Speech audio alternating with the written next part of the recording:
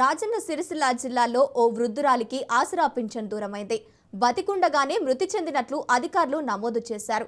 నెలలు గడుస్తున్నా పింఛన్ మంజూరు కాకపోవడంతో వృద్ధురాలు కలెక్టర్ కార్యాలయాన్ని ఆశ్రయించింది.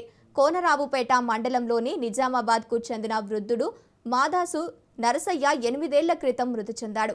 భర్త పింఛను తన పేరుకు మార్చాలని నరసవ్వ అధికారులను దరఖాస్తు చేసుకుంది.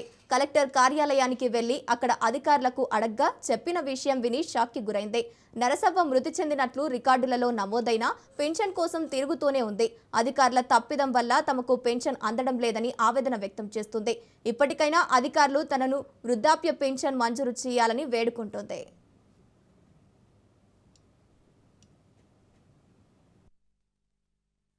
నా పేరు నరసవ్వ. నాకు పింఛన్ అత్తలేదు. నా భర్త చనిపోయిండు. నేను చచ్చిపోయినట్టు రికట్లు ఉన్నది సారు. నాకు పింఛన్ ఇప్పియ్యి. నేను ఎట్లా బతకాలి బాంచను అయ్యా. నాకు బీబీ ఉన్నది, గోళీలు దానికి దీనికి నాకు చలి పెడుతుంది బిడ్డ. గ్రామం నిజామాబాద్, మండలం కోనరావుపేట, జిల్లా రాజన్న సిరిసిల్ల డిస్టిక్.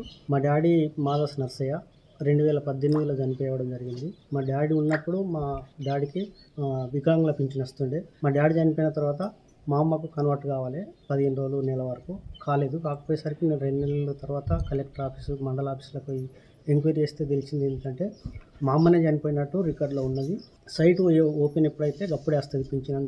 అక్కడ కలెక్టర్ ఆఫీసులో అయినా, ఇక్కడ మండల ఆఫీసులో అయినా 8 సంవత్సరాల నుంచి ఇదే అవుతుంది. సార్ ఎప్పుడు అవుతుంది కన్నా అది ఓపెన్ అంటే, సార్ మా చేతులు లేదు, అది ప్రభుత్వం ఎప్పుడు నిర్ణయిస్తే అప్పుడు అవ్వడం అవుతుందని చెప్పి ప్రభుత్వ అధికారులు దీని మీద అట్లా నిర్లక్ష్యంగా సమాధానం చెప్పడం జరిగింది.